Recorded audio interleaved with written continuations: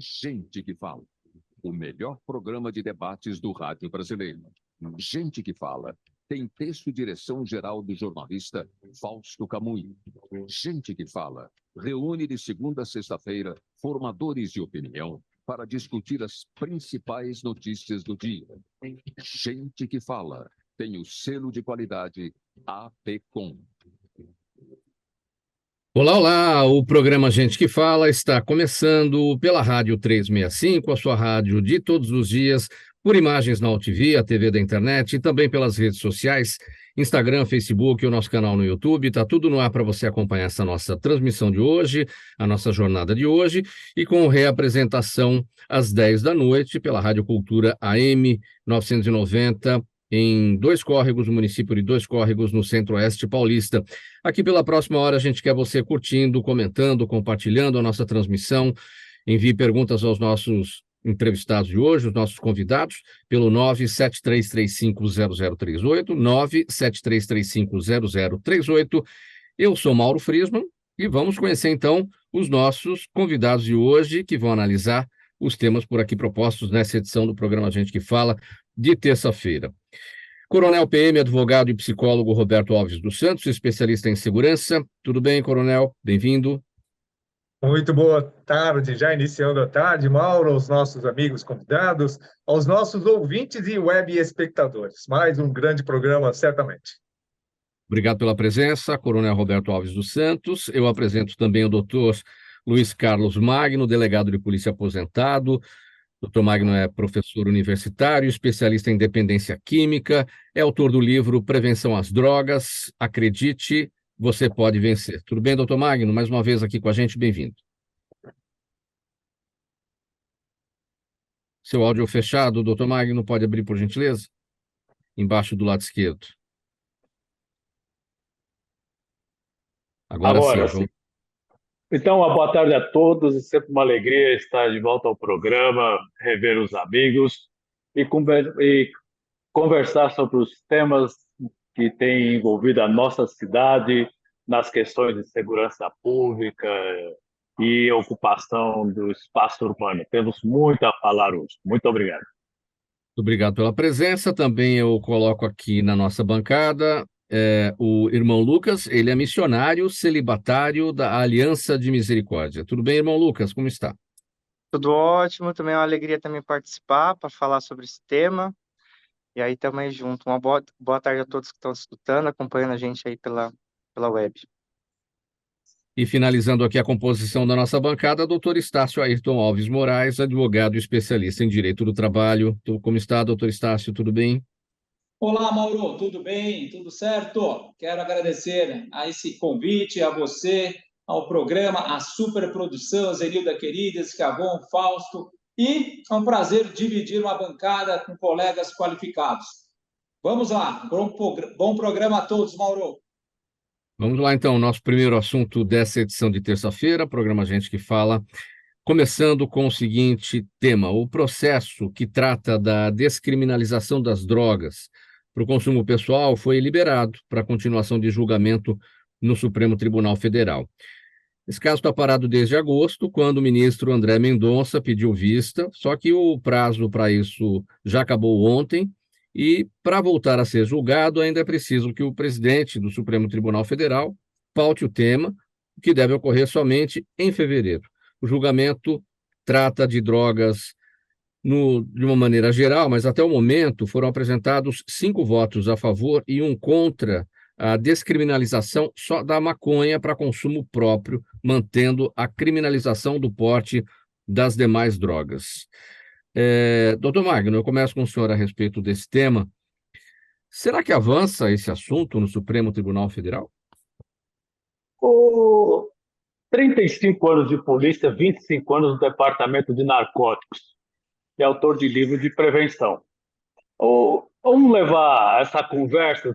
De repente, esse pessoal também acredita em Papai Noel.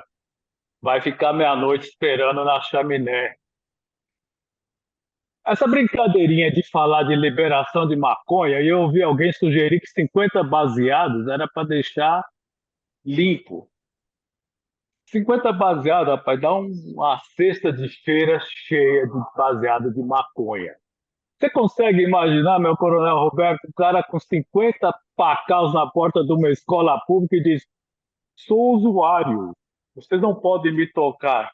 Isso é uma grande piada de mau gosto. A legislação como está, porque eu ainda peguei o tempo que nós prendíamos em flagrante com pequena quantidade de drogas, e ficava a critério do juiz com uma pena de 6 meses a 2 anos. Aí veio a lei nova, a 11.343, descriminalizou o uso. Então, hoje, não há uma única pessoa presa no país só porque portar droga, seja na maconha ou cocaína, que seja uma pequena quantidade que faça presumir a nós policiais, ao juiz e ao promotor, que é para consumo pessoal. Como está, já ficou ruim. Se avançar essa proposta, bom, aí a coisa realmente sai completamente do controle e aí a sociedade vai pagar um preço altíssimo por algo que já não ficou bom de acordo com a legislação comparada, inclusive, com outras nações. Coronel Roberto Alves, essa proposta avança, enfim, o pedido de vista aqui venceu o prazo, então o ministro André Mendonça devolve o tema e aí agora fica pronto para voltar para o plenário, mas só no ano que vem. A sua avaliação avança ou não? Mauro, 5-1, já está definido pelo Supremo o que o Supremo quer. O Supremo ele decidiu tudo, ele já decidiu o que a Anvisa considera. Quem diz o que é droga ou não é droga é um órgão nacional, a Anvisa, a Vigilância Sanitária, que diz se isso é droga ou não é droga. Maconha é droga, como todas as outras. O artigo analisado fala sobre drogas, não fala especificamente o tipo de droga. Só que é conceitual. Primeiro, o Supremo não cria leis, ele não cria leis. E ele também não pode regulamentar essas leis. Ou seja, o que o Supremo está fazendo seria uma regulamentação, dizer o que é droga, o que não é droga, o que exclui. Na realidade, é um pano de fundo, porque em alterado esse artigo, qualquer droga vai ser passível de ser, e os advogados vão nadar de braçada, porque qualquer droga vai entrar no mesmo cenário. Droga é droga. Então, infelizmente, é um pano de fundo, excluindo, dizendo que a maconha, só quem conhece a realidade é que sabe o efeito de qualquer tipo de droga. O efeito pode ser um analgésico, anti-inflamatório, só quem convive com as pessoas dependentes é que sabe. Então, aquelas pessoas magnânimas do Supremo estão querendo entrar num cenário ou por interesse ou por incompetência. Eu vou tentar entender a incompetência, mas de um juiz do ministro ou de um ministro do Supremo, não se admite essa inocência. Então, tem alguma coisa a mais. Imagine só, de 25 a 60 gramas, porque vai ser a discussão posterior. Primeiro, se a maconha será desconsiderada. Olha só que absurdo. Depois, a quantidade. 25 gramas, 60 gramas, tem ministro falando em 120 gramas. Hoje, um baseado, aí dentro do conceito, aquele pão, 1 grama, mas a maioria de meio grama a 1 grama, nós estamos falando de 60, eventualmente, a 120 cigarros. E o doutor Marcos falou muito bem, imagine numa faculdade, uma pessoa com 120 cigarros, mas imagine 10, 20, 30 pessoas, cada uma com 120 cigarros de maconha, até então, para uso próprio. A polícia não pode ficar acompanhando para ver se vai ter venda, se vai ser doado para alguém, porque é consumo próprio, não pode dar, não pode vender. Mas quem que vai fazer isso? Qual é o poder público que vai conseguir fazer isso? Então, nós estamos, na realidade, próximo do hecatombe. Nós temos dentro do conjunto de matérias, falando da Cracolândia, moradores de rua, nós vamos viver uma hecatombe social com uma medida que o Supremo, de forma totalmente inapropriada, e eu vou usar o termo inapropriado, está levando para a sociedade. Nós não temos, hoje o Sistema Único de Saúde já sofre absurdamente com essa questão do tratamento das pessoas vítimas das drogas. Imagina o que vai acontecer aumentando o consumo. E aí vem o outro lado, só para terminar, senão eu vou... Para comprar, até então, os usuários compravam poucas quantidades porque poderia configurar o tráfico. Agora, com essa quantidade, imagine a felicidade do traficante. Olha só que alegria para o traficante essa medida. Irmão Lucas, sua avaliação, percepção sobre esse nosso primeiro tema. Meu parecer é bem parecido com o do Coronel, porque essa abertura que dão para maconha é agora para maconha, depois vem para cocaína, para o crack, para outras drogas assim, então, K9, enfim. Mas assim, o perigo é para onde que a gente está avançando. Acho que o caminho que eles estão tomando assim não é um caminho que visa ajudar, né? Infelizmente, a gente vai ver, um tempo que a gente vai discutir mais adiante, o crescimento disso aí, da quantidade de moradores que estão dependentes de todas as áreas sociais, assim, né? E hoje a gente pega muitas pessoas na rua já com essa mentalidade. A maconha já não é droga, não é droga. Quando nós perguntamos, você usa algum tipo de substância química? Eu falo assim, não, só fumo maconha. Ou seja, é um perigo, porque está gerando uma mentalidade. Hoje com a maconha, amanhã a gente não sabe se vai ser a pedra, se vai ser o crack, se vai ser a cocaína. Então, acho que é o grande perigo. Se a gente não brecar agora e não analisar friamente para onde que nós estamos indo, a gente vai colher consequências drásticas, né? E não só no sistema único, não só em tudo, é geral, né? Afeta desde acho que a base da sociedade, que é a família, primeiramente, e aí se espalha por todos os lugares. Doutor Estácio, sua percepção. Pois é, Mauro, concordo, aumento a fila aí com todos da bancada. Se droga fosse bom, como diz minha avó, não chamava droga. E o Supremo, no meu modo de ver, humilde, pode muito, mas não pode tudo. Eu entendo que isso aí seria tarefa do Congresso Nacional, até se utilizar do instrumento do referendo, para a população brasileira em todos os seus níveis, com todas as religiões, decidir se sim ou não. Eu entendo que o tema é muito mais amplo. Tem que se pensar no regramento de quem produz, de quem comercializa, como vai ser o serviço no SUS, não é isso? E se nós pegarmos o exemplo do Uruguai, aqui vizinho, os usuários lá criticam, falam que só 30% compram nas farmácias, parece. E ainda criticam a qualidade da maconha, criticam a quantidade, existe o mercado negro, sem falar que o crack e a cocaína correm solta. Então, para mim, não é solução. O Supremo está querendo fazer mais do que pode. É um absurdo e resta a nós orarmos, viu, Mauro?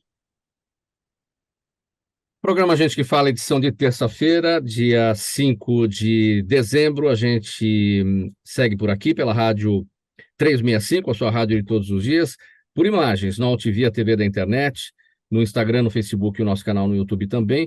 Retransmissão às 10 da noite pela Rádio Cultura AM 990 de Dois Córregos, cidade do interior paulista, no centro-oeste paulista. Nossa transmissão também para lá, para aquela região, para cerca de 20 cidades. Vamos para o próximo tema por aqui. O relatório mundial sobre drogas 2023, divulgado pela ONU, revela um aumento de 23% no número de pessoas que consumiram drogas nos últimos 10 anos em relação à década anterior. Os dados mostram também que a quantidade de pessoas que sofreram transtorno por algum tipo de droga subiu 45% no período. O relatório afirma que a disseminação de drogas atinge patamares sem precedentes, está intensificando as crises globais e colocando à prova os sistemas de saúde e os esforços de aplicação da lei. Esse final já diz tudo, né, doutor Luiz Carlos Magno? A gente já tratou aqui no primeiro tema a questão aí do SUS, né, com dificuldade, né, já temos um problema de saúde pública, essa questão do uso disseminado de drogas e a dificuldade também da aplicação da lei no combate à criminalidade. Seu áudio fechado, delegado. Pode abrir, por gentileza. O irmão Lucas, eu vou pegar a fala dele.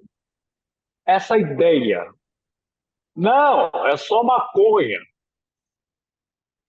Artistas, modelos, cantores, usuários de maconha começaram a glamourizar o uso. O coronel é psicólogo, então se perguntar para ele, ele pode até aprofundar. Por exemplo, hoje nós sabemos que a maconha é gatilho para esquizofrenia, olha só. Então, uma pessoa normal não vai se tornar esquizofrênico, mas como saber se eu sou portador de esquizofrenia latente? Eu não sei. Mas se eu fumar um maconha, posso fumar um baseado? E ele falou do K9, 40 vezes mais forte que a maconha. O skunk é 38 vezes mais potente do que a maconha dos meus pais. Eu tenho 69, então na nossa época chamava baseado, empinar uma capucheta. Aquela era maconha comum. Hoje eu compro na rua skunk, que é 40 vezes mais forte. Então você vê quanta coisa e justificam esses números. Eu estive em Portugal, as lojas shops, nós sabemos hoje, eu estive num congresso, inclusive, no Palácio dos Bandeirantes, mais de 5.000 especialistas. Quem mais investe em abertura de shops de maconha no mundo? As indústrias tabaqueiras, Philip Morris, Souza Cruz e outras. Por quê? Porque as campanhas, olha que interessante, as campanhas para parar de fumar, elas vêm dando resultado. No Brasil foi um sucesso. Eles perderam dinheiro. Onde é que eles vão buscar esse dinheiro? Fomentando a liberação da maconha para o retorno financeiro. Aí pega o nosso sistema que já não dá conta para as doenças, para as patologias comuns. Imagine atender. Veja o que está acontecendo no centro de São Paulo. A cidade ali, eu estou hospedado no hotel no centro de São Paulo, que eu estou morando em Bertioga. Ó, eu saí sem corrente, sem aliança. Eu estou falando de uma agência de automóveis que meu carro não ficou pronto, por isso que eu estou aqui improvisado. Mas eu estou sem nada. Ó. Por quê? Se eu sair a pé na São João agora, provavelmente eu sou uma vítima em potencial. Senhor de idade, estou de muleta. Então é disso que nós estamos falando, pá. E você tem o tal de Supremo falando em liberar, como disse o coronel, pode chegar a 120 baseados. Então, 3 amiguinhos, nós 3, eu, o coronel e você, Frias, 3 amigos dentro da universidade, nós estamos portando 360 baseados. E cada um de nós isoladamente, ninguém toca. Olha, leva isso. Sim. Olha a insanidade da proposta. A proposta. Coronel Roberto Alves, sua avaliação sobre esse relatório mundial sobre drogas 2023 da ONU e esse aumento, 23% no consumo de drogas na última década. É isso no mundo todo, e você imagina, então, o potencial disso, porque quando fala de aumento de 20, 21, 22%, não fala qual é o tamanho já do problema, né? Então, 20% do tamanho do problema que nós vivemos é algo absurdo. Tá? Então, vejo, inclusive, dentro das medidas que vêm sendo adotadas por alguns países que fazem voltar atrás, países que liberaram maconha, voltaram atrás, ou estão com problema sério, porque não se combate tráfico com medidas governamentais. O item mais contrabandeado no Brasil é o cigarro, e o cigarro tem livre comércio, porque ele é mais barato, porque isso, porque aquilo. Vai acontecer com qualquer droga. O problema da maconha em si não são as essências da maconha, que são usadas em medicação, inclusive. Já tem várias medicações no Brasil em que o cannabis ou o tetrahidrocannabinol já é usado. Ou seja, não é essa a questão. Agora, a diferença da droga e do remédio é a dosagem. Quando você coloca no mercado dosagens absurdas, sem qualquer filtro, não vai vender em farmácia, porque é proibido vender, não vai vender em farmácia, vai ser vendido na rua. O traficante usa hoje a droga sintética e todas essas que foram faladas pelo Dr. Magno, o skunk, o K9 e tantas outras que são parecidíssimas com a maconha, mas com efeitos muito mais potencializados. O policial, por exemplo, ele não tem condição de discernir, só exames técnicos. Como você não pode prender, não pode fazer, não pode apreender, pronto, vai estar disseminando na sociedade um dos maiores problemas hoje, que é o uso indiscriminado de medicações, porque eu vou considerar já a maconha como medicação, já que ela é tratada como tal. Uma farmácia não pode vender qualquer medicação, qualquer, que seja proibitiva, que tenha algum componente proibitivo, inclusive o canabinol, sem uma prescrição médica. Agora, o traficante pode vender naturalmente para o seu usuário até 60 gramas, cara, vai ser um absurdo. E venho mais, como foi citado, os danos psicoemocionais de qualquer droga, seja ela legal, seja ela não legal, a nicotina, o álcool e tantas outras são vendidas indiscriminadamente. está afastando laborativamente do mercado de trabalho mais do que problemas ortopédicos, que sempre foram os campeões mundiais, sempre foram. Hoje são problemas psicoemocionais. E agora nós vamos ter um avanço nisso, não tenho dúvida. O uso indiscriminado de qualquer substância mata a médio ou longo prazo, mata. E concentrado de drogas a curtíssimo prazo. Então, o que está se querendo, infelizmente, é diminuir a população mundial sobre os custos daqueles que ficarem. Aqueles que ficarem vão pagar os custos dessa demanda cada vez mais crescente dos doentes por drogas indiscriminadas. Esse dado aqui do relatório que diz que a quantidade de pessoas que sofreram transtorno por causa de algum tipo de droga subiu 45% no período, ele é proporcionalmente maior do que o próprio aumento no uso, né, de drogas, né? Por quê? Porque quando você contabiliza a questão do aumento das pessoas com problema, não é só pela droga, essa droga que nós estamos falando, o aumento do consumo de drogas ilegais, são as drogas indiscriminadas. Hoje, Mauro, morre mais pessoas pelo uso de analgésico, anti-inflamatório, ou aquelas medicações que são usadas, os ansiolíticos, problemas psicoemocionais, mata mais do que as drogas ilegais. Por quê? Porque as drogas ilegais não têm acesso fácil às pessoas. A partir do momento que as drogas ilegais tiverem acesso natural das pessoas, esse número de 45 vai triplicar. Vai triplicar. Nós vivemos um drama social com vários modelos sociais completamente contraindicados, perpetrados pelo poder público, seja ele do executivo, do legislativo ou do judiciário. Eles não deveriam interferir, o Estado não deve interferir na vida em sociedade. E quando essa interferência acontece de forma impositiva, de forma indiscriminada, como está acontecendo, sem qualquer preocupação com o ser humano, os transtornos serão irremediáveis. Infelizmente, nós estamos próximos de uma hecatombe social. Está ruim. Só um dado para terminar. O maior consumidor de drogas ilegais é a classe A, 62%. Eles podem. Problema de cada um, vai para uma clínica depois. E aqueles que não têm acesso, o governo vai dar droga para os moradores de rua que estão com problema de vício ou de dependência? Como é que vai ser feito isso? Ou eles vão poder buscar de quem, né, de quem tem, vão poder tirar de quem tem, o furto, o roubo, sob ameaça. Olha o que nós estamos criando num cenário que já é catastrófico, infelizmente. O que esses dados nos revelam, irmão Lucas, os dados do Relatório Mundial sobre Drogas 2023? Olha, é uma realidade concreta. A pergunta que me vem assim é aonde que o Supremo está com a cabeça e com que base ele está fazendo isso? Quais são os interesses por detrás disso? Porque não é um interesse no bem da pessoa, entendeu? Não dá.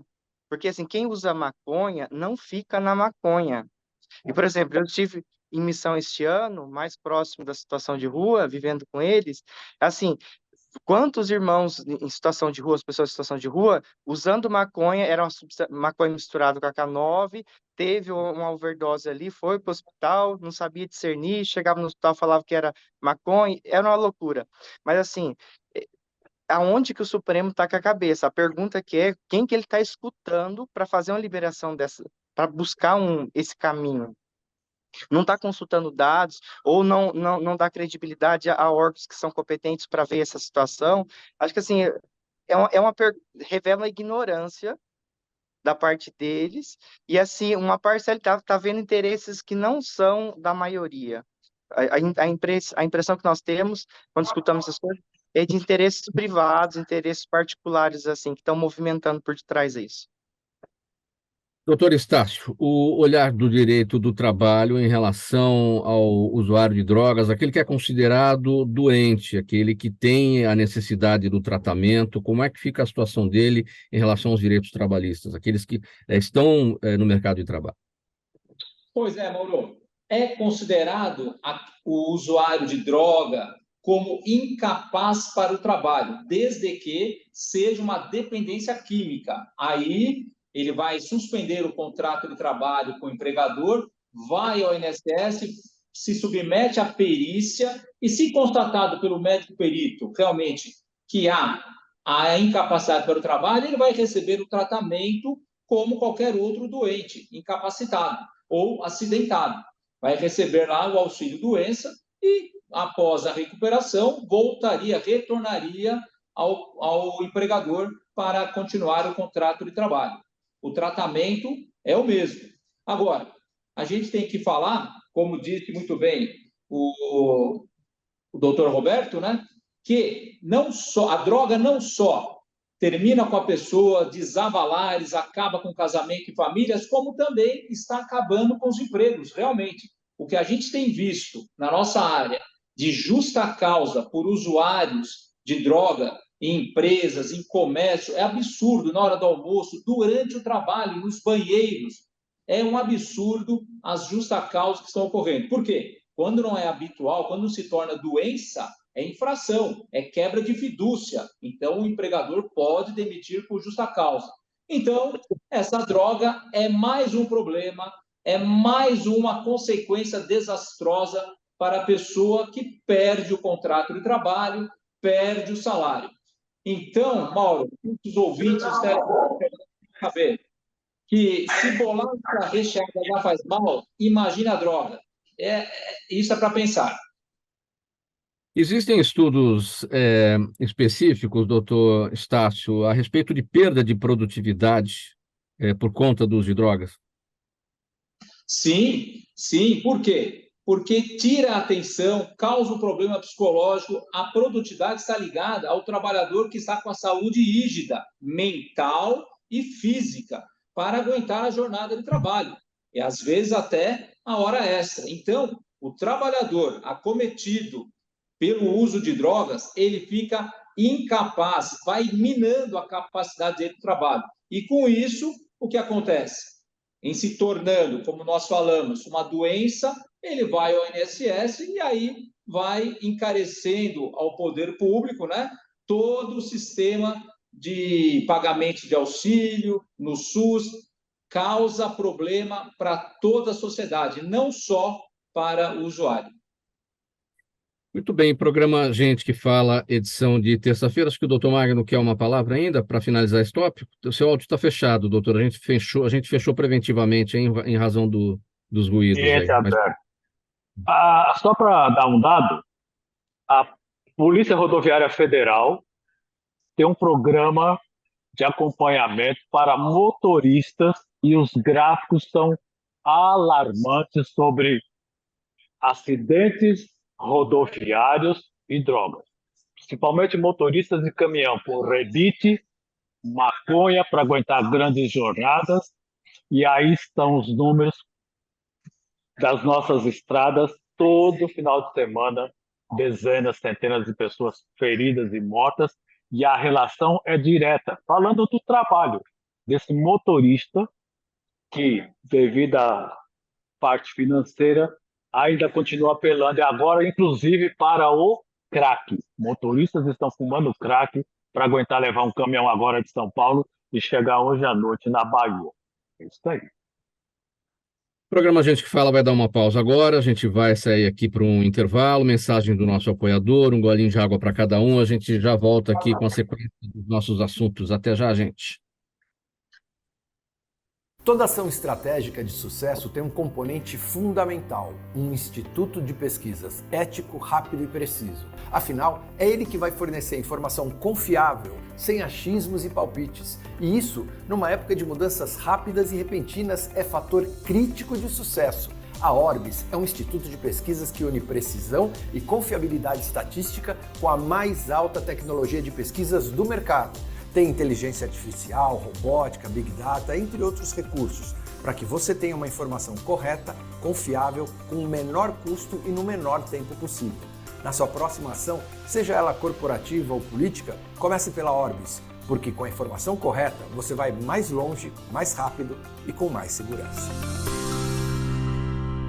Ela está de volta pela Rádio 365, a sua rádio de todos os dias, por imagens na internet, pela UTV, a TV da internet, nossos perfis no Instagram, no Facebook, nosso canal no YouTube, tudo no ar para você acompanhar essa nossa jornada aqui de hoje, e também com retransmissão às 10 da noite pela Rádio Cultura AM 990, de Dois Córregos e outras cidades do Centro-Oeste paulista. Vamos passar a falar sobre o seguinte, irmão Lucas, vamos destacar aqui um estudo do IPEA que mostra que a população em situação de rua no Brasil cresceu 211% na última década. É uma dimensão nunca vista antes.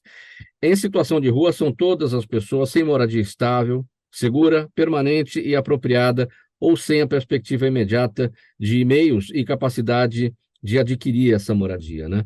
E esses índices, esses números podem ser ainda maiores, visto que a pesquisa é complexa e são muitos os desafios para se fazer um censo a respeito desse ponto específico, pessoas em situação de rua. O que a gente precisa separar, irmão Lucas, é aquele morador de rua que já estava, que está envolvido aí com a dependência química, e esses que chegaram mais recentemente, que vieram da pandemia porque perderam as suas possibilidades de manter uma moradia, e essas pessoas perderam o emprego, estão nas ruas, não necessariamente usuárias de drogas, estão em busca de uma nova oportunidade e que precisam ser resgatadas antes que a situação de rua piore para eles também. Sim. Olha, esse estudo do IPE é bem concreto, acho que não precisa nem de um estudo para a gente perceber que aumentou drasticamente a quantidade de irmãos em situação de rua. Este ano eu sou missionário da comunidade Aliança de Misericórdia, comunidade católica, nós fazemos trabalho com população de rua, de acolhimento, e ajudando eles no processo de recuperação. A quantidade de pessoas que nós encontramos assim, nesses últimos anos para cá, aumentou muito, sobretudo depois da pandemia. Um dos casos, a gente encontra vários perfis da rua. Tem aquele que realmente não tem condição, que vai para a rua, perdeu o emprego, ficou em situação de rua. Tem aquele que cresceu na rua, por falta de uma base familiar ali. E tem aqueles que vão na rua por comodidades, né? A gente encontrou vários perfis assim durante esse ano. Esse ano eu estou morando na rua junto com eles. Eu morei em várias capitais aqui, junto com outras 3 religiosas, junto com eles. Então, nós moramos 3 meses em Brasília, no setor comercial sul, para quem conhece ali dentro do plano piloto. É uma área de tráfego grande. A polícia Civil sempre fica ali por perto, porque realmente tem muita morte. Nos tempos que nós estivemos lá, realmente houve mortes, 3 mortes, a facada. Depois nós subimos para Palmas, que é uma outra realidade diferente. Fomos para o Mato Grosso, na cidade de Confresa, uma cidade pequena, mas também que está crescendo um número de moradores de rua. Subimos para o Recife, no Pernambuco, também é um grande número, sobretudo de crianças, assim, né, que estão indo para o mundo das drogas. Fomos para o Rio e agora estamos aqui em São Paulo, na Cracolândia. Eu estou falando a 2 quadras da Cracolândia. Nós estamos essa semana intensificando aqui o trabalho, então a gente está 24 horas por dia, até dia 8 de dezembro, na Cracolândia. Nesse período a gente já tirou vários irmãos, né?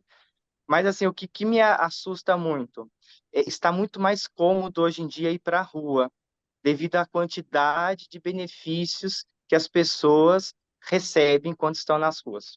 E aí, o que me assusta mais? Tem pessoas em situação de rua que ganham mais que um trabalhador fechado, um pai de família que ganha salário mínimo. Em Brasília, a gente ficou assustado. Tinha pessoas que ganhavam R$ 2.200 por mês somente de auxílio, de ajuda por parte do governo, por parte do Estado. E isso não é usado e não é assim de certo, não é administrado de maneira correta, é usado nas drogas, enfim, de várias maneiras, fazendo com que a pessoa se perda cada vez mais. E assim, para você, para o nosso caso, que quer ajudar a pessoa, quando ela tem esse benefício na mão, usando droga, morando na rua, tendo a comida, assim, e tendo uma certa proteção, na rua gera uma certa proteção, que é irreal, né? Não existe, mas para elas, então, eu tô com meu dinheiro garantido sem precisar trabalhar, ninguém vai me mandar embora. Então, assim, isso acaba complicando para a gente que quer tirar essa pessoa para recuperar ela. Não só o sistema público de saúde sofre essas coisas, as pessoas que vão quando está em estado grave, assim, né? Ontem nós pegamos um caso que estava com tuberculose. A pessoa sai em último estado, mas assim, ficou boa, volta para lá, para a rua de novo. Mas nós, assim, de entidades católicas, ONGs, que tenta fazer esse trabalho com ela voluntários também, a gente sofre grande dificuldade. Então, é muito difícil tirar a pessoa hoje. Hoje não é tão simples tirar a pessoa da rua, porque tem muitas coisas que amarram ela, né? E uma das grandes coisas que amarra é a questão dos benefícios que elas recebem e que não é bem assistido para ver se realmente eu recebo o auxílio aluguel, eu tenho certeza realmente que ele está sendo usado para tal fim, né? Eles não têm controle sobre isso, né? E é assustador. A realidade que nós encontramos em todas as capitais, acho que com exceção de Palmas, no Tocantins, foi um crescimento absurdo, assim, da quantidade de irmãos. E na sua experiência, por conta dessa proximidade com as pessoas em situação de rua, então, quais são as alternativas para conseguir tirá-las de lá e oferecer moradia digna, que é tudo que cada um deles precisa, cada um de nós, né? Enfim, temos esse direito constitucionalmente. Olha, Mara, é bem complexa tratar essa realidade, que foi uma realidade que foi alimentada por políticas ou por, enfim, por descaso, mas durante anos. Então, assim, como que nós vimos que durante esse período, a partir da nossa experiência, tá, de evangelização, de missão, quanto mais tempos nós estávamos do lado deles, assistindo, entendendo, escutando ele, qual que era realmente a necessidade, criando esse vínculo com ele, a gente conseguia tirar. Por exemplo, nesse período a gente conseguiu, só em Brasília a gente tirou 25 pessoas de lá. E aí, comparado ao órgão público em Brasília lá, que estava tentando também, colocando profissionais ali, ajudando, não conseguia tirar, não conseguiu tirar esse número. O que que a gente entende? Quanto maior a presença, o vínculo que você cria, entendê-los, vê-los como pessoas. A resposta e a abertura para um voltar ao estado de dignidade é muito mais forte. O testemunho é muito mais forte quando você se coloca, de certa maneira, de igual, né? De igual, assim, entrando na realidade deles, que você vai escutar, e essa escuta cria esse vínculo que a gente consegue ter essa força para tirar. Essa é a resposta que nós temos desde a nossa perspectiva, da experiência que nós tivemos este ano, e no decorrer que a gente tem vivido e enfrentado, experienciado, né, esse tempo. Coronel Roberto Alves, a sua avaliação sobre esse tema, porque, assim, se o Estado não está presente, o Estado é criticado porque não está presente, está abandonando. Se o Estado está presente, ele está criticado porque, assim, está dando auxílio, está dando algum benefício, você dificulta a porta de saída daquela situação. Para onde correr? Seu áudio está fechado, coronel. Agora vai. Olá, Pronto. voltou? O irmão Lucas, ele resumiu praticamente todo o cenário, porque o poder público assistencialista, negócio de dar dinheiro, não resolve absolutamente nada e cria um cenário que só favorece o poder público, porque não tem controle. E aí vem verbas que são destinadas. Eu passei pelo poder público municipal e nós vemos como é essa questão do aluguel social, de benefícios. As pessoas se especializam, grupos mal intencionados arregimentam pessoas de boa fé para ir para a rua, para criar cenário de invasão. Nós sabemos da máfia que é isso e o poder público tem conhecimento. Então, praticamente, ele alimenta o monstro que ele criou ou que foi criado. Ele continua alimentando e retroalimentando. Dinheiro não resolve problemas sociais. O que resolve problema social é atenção, é fazer como o irmão Lucas faz, ir para a rua para conhecer a realidade, para dar dignidade para o ser humano. O ser humano sem dignidade, qualquer coisa preenche o espaço. O ser humano sem dignidade, qualquer coisa e qualquer pessoa preenche o espaço. E essas pessoas, grande parte delas realmente buscam uma alternativa na rua, são inocentes, não têm alternativa, mas tem muita má fé nesse meio. O sistema, hoje, os crimes organizados usam essas pessoas como massa de manobra, porque ele está na rua, ele tem acesso fácil à Cracolândia, a destinações. Então, para o traficante, para o criminoso, é maravilhoso ter uma população de rua crescente. E não é criminalizar a população de rua, eles são utilizados pelo poder público, são utilizados pelo crime organizado e são desprezados pela sociedade. Ninguém quer. Então, olha que absurdo que nós vivemos. E esse cenário só vai ampliando, porque se trabalhar com dignidade exige muito, viver de esmola com indignidade acaba acostumando. Tem pessoas que não querem mais saber de outro cenário. Eles vão depender da assistência, do assistencialismo, vão viver de acordo com isso e não vão procurar nenhuma alternativa laboral. Até porque a atividade laboral ela exige regras, exige horários, compromisso, comportamento. E uma geração toda hoje não quer saber de comprometimento. Ela quer resultado, mas sem nenhum tipo de esforço pessoal. E isso vai contaminando. É mais fácil o mal contaminar as pessoas do que o bem recrudescê-los. É mais difícil manter o bem, é mais difícil ser bom. Então, Mauro, há interesse de governos, e aí nós tínhamos que buscar a essência disso, nós estamos falando do poder público, executivo, legislativo e judiciário. Eles não estão preocupados com moradores de rua, com cracolândias, muito pelo contrário. E estão beneficiando pessoas de má fé. O crime organizado só se fortalece com tudo isso. É o cenário propício. Por quê? Onde tem essa realidade, o poder público está ausente. Inclusive da segurança pública, que não pode intervir. Quem é que está presente nesse cenário? Assistência social nem passa perto. São trabalhos exponenciais, isolados, de pessoas como o irmão Lucas. Tem outros cenários, outras pessoas que o fazem, mas que não conseguem alcançar o grande êxito. Por quê? Porque a força maior do Estado não permite. Compartilha do entendimento do Coronel Roberto, delegado Magno? Eu estava no interior do Espírito Santo, cidadezinha pequena, chama Cristal, tem 10 mil habitantes. E aí o meu tio falou, tá vendo aquela moça lá, ela tem 15 anos. Ele estava com a barriga assim de uns 8 meses, e ela disse assim, aqui tem mais 2 botijão de gás. Eu disse,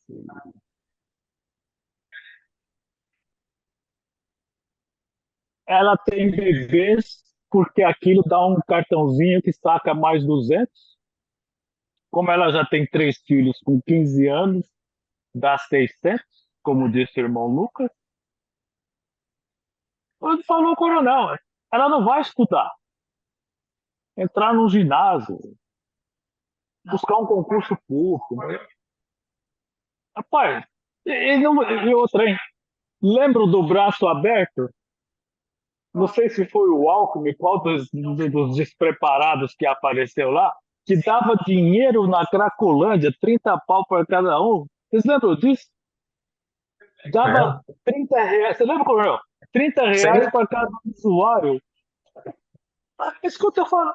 Eu estava na reunião, lá na pastoral, tomei um puxão de orelha. Sobrou quase que eu tomei uma sindicância. Porque eu falei, vocês estão dando dinheiro para Cracolândia? Oh, mas aí é um incentivo. Rapaz, você acha que esse dinheiro vai virar pedra, irmão? Esse dinheiro vai virar pedra. Como disse o coronel, eles não estão pensando. Ninguém está pensando. O negócio é distribuir dinheiro, assistencialismo. Nós da segurança pública, você sabia que um homem preso, a grana que vai para a família dele, ele não teria esse dinheiro se ele fosse para o trabalho formal? O auxílio penitenciário. Alguém parou para pensar? Que ele é melhor preso. Aí a esposinha visita uma vez por semana, ele tem uma relação sexual, visita íntima, recebe uma grana do fundo penitenciário, e a mulher tá resolvida. Nós estamos falando de um quadro social grave que teria que ser parado e pensado, mas parece que não há como chegamos aqui, faça essa percepção, e o irmão Lucas lá, que foi viver diretamente. A rua compensa. Alguns faróis são loteados. Aquilo custa uma grana para você ficar ali com bebês são alugados para a mamãe segurar. O povo sabe disso. É só olhar, você vê que a criança não se parece com a mãe, pô. Aquele bebê é alugado, é 100, 150, 200 pau por dia para alugar o bebê. E quando ele cresce e não dá mais para chamar o apelo público, ele é abandonado, e ela gera outro. É isso que a gente vê na polícia o tempo todo. É isso. Vamos seguir aqui com mais um tema para análise de vocês todos aqui nessa edição do programa Gente que Fala. Estamos pela Rádio 365, sua rádio de todos os dias, pela Altivia TV da internet e também pelas redes sociais, e ainda com reapresentação às 10 da noite pela Rádio Cultura AM 990, em 2 córregos no Centro-Oeste paulista. O fluxo de usuários de drogas na Cracolândia, do centro de São Paulo, percorreu ao menos 18 vias até voltar nas últimas semanas para uma rua vizinha à Estação da Luz, mesmo lugar onde estava 17 anos atrás. Segundo dados da APM, entre 2006 e 2023, o fluxo passou por pelo menos 40 pontos diferentes numa área de 1 quilômetro quadrado. O prefeito Ricardo Nunes já declarou que não é possível determinar para onde os usuários de drogas irão, mas reconheceu que a Guarda Civil Metropolitana barra a movimentação em algumas regiões. Bom, a gente está falando aqui de 17 anos de migração, né, Coronel Roberto Alves, por 18 vias da cidade de São Paulo, de uma Cracolândia que já existe há 30 anos, né, pelo menos 3 décadas, né? O fato é, vamos estabelecer a crítica aqui, a incompetência generalizada de todos os governos que passaram por aqui, seja na prefeitura e seja no Estado, porque se o assistencialismo não resolve, como foi colocado aqui no anterior, e outras alternativas também não são postas, é por pura incompetência das autoridades municipais e estaduais. Pois é, muitas pessoas falam que a questão da Cracolândia é de saúde pública e exclui, inclusive, o cenário da segurança pública. E nós sabemos que o mundo hoje, só no Brasil, nós temos 29 Cracolândias em 17 estados. Há estados que não têm. E aí você fala, por que tem estados que não têm e tem estados que têm? Pelo descaso dos governantes. É nítido isso. Se tem estado que tem, estado que não tem, é a atuação dos governos, sejam municipais, seja o município que está mais próximo, né? Normalmente é o municipal, mas existe um trabalho agregado e tem que ser sincronizado dos poderes públicos, seja na esfera municipal, estadual e federal. Todo mundo tem atribuições. Mas quando nós vemos algo que acontece há 30 anos e continua com descaso, você começa a pensar, há interesses ou completamente descaso. Não é possível que o gestor público trabalhe com descaso. Não é incompetência, então tem interesse. E aí vem a questão que nós falamos que não adianta o assistencialismo, há interesse de alguém. E esse alguém começa a mostrar que o cenário não está simplesmente localizado no gestor público, mas envolve uma organização criminosa. Eu já vou partir para o cenário das organizações criminosas que têm vantagem com esse tipo de situação. O usuário da Cracolândia, ele é alimentado pelo quê? Pelo crime, organização criminosa, que o alimenta. E não estou falando do crime realizado pelo usuário, que eventualmente precisa de um valor para poder consumir a sua droga, mas de quem fornece. E nenhuma medida até agora dos governantes fala-se em combate efetivo na Cracolândia a questão policial do traficante. Larga o usuário e, junto com ele, o fornecedor. Abandona. Então, está alimentando um sistema. E seria hipocrisia dizer que ninguém sabe o que está acontecendo ou quem fornece as drogas. Sabe onde compra, como chega, onde fica, como fornece. Aí vem, mas é questão de polícia. Questão de polícia. Em Nova York, só terminou a Cracolândia com o quê? Tolerância zero. Zero do quê? Da saúde? Não. Da segurança. Ninguém mais pode ficar. Obriga a ir para uma atividade assistencial, aquele que está realmente necessitado de acompanhamento, de tratamento, e prende o criminoso. Mas num país em que o criminoso é liberto por qualquer decisão extemporânea a todo tempo e com saidinhas temporárias, nós temos um cenário da segurança que fala, quando se fala em segurança pública, pensa-se muito no policial, mas segurança pública envolve um ciclo completo de polícia. São as polícias militar e civil fazendo o seu trabalho de prevenção, de investigação para prender o criminoso, mas vai para o Ministério Público, vai para o Judiciário e vai para o sistema prisional. Tudo isso a gente fala, e cadê o sistema completo? O sistema prisional, o tempo todo, a grande demanda é de desencarceramento. É tratar como coitadinho o criminoso. Então, nós tratamos o usuário como coitado, o criminoso como coitado e a sociedade como vilã, porque é a sociedade que tem que ressocializar. Dane-se como a sociedade vai assumir ou recepcionar essas pessoas. Hoje você não circula com segurança no centro. Mas falta polícia. Imagina, pode pôr um policial por habitante que não resolve, porque o policial não pode agir. Eu só posso prender em flagrante delito. Eu só posso abrir dentro do estrito cumprimento do dever legal. E essas oportunidades estão sendo retiradas, inclusive, pelo judiciário. Não se pode fazer abordagem por fundada suspeita. O que é fundada suspeita? Tirou do policial uma série de oportunidades de ele poder alcançar o criminoso, porque na rua ele sabe quem está fazendo a situação. Então, nós vemos que é um descaso generalizado, mas com propósitos. E um deles é diminuir a população. Não tem outro cenário que você não chegue a diminuir a população. Porque essa população que não tem acesso à alimentação, não tem acesso a uma vida social, ela está morta. É só questão de tempo. E os governos vão se revezando na sua incompetência de gestão, tem muito da incompetência, qualquer um assume qualquer cargo público, e a culpa vem de um cenário, mas é a população que vota? Será? Aí eu paro por aqui. Competência, descaso ou interesse, não é, Coronel Roberto Alves? Para pegar o seu gancho em relação ao Tolerância Zero de Nova York, irmão Lucas, por que será que não temos tolerância zero por aqui? Se apertar o cerco, o que acontece com a criminalidade? O que a criminalidade vai aprontar? O que as facções do crime organizado vão aprontar se apertar o cerco no sentido da tolerância zero? Dentro da igreja a gente fala que existe o pecado pessoal, mas também existe o pecado estrutural. Quando o meu pecado interfere na estrutura e corrompe a estrutura. O que a gente percebe ali é que tem uma estrutura que está corrompida. Acho que de vários lados, assim, de vários órgãos. Porque se mantém o tráfico ali. Faz 2 anos, acho que eu voltei, não, 1 ano e pouco que eu estive na Cracolândia aqui em São Paulo, depois eu fui de missão.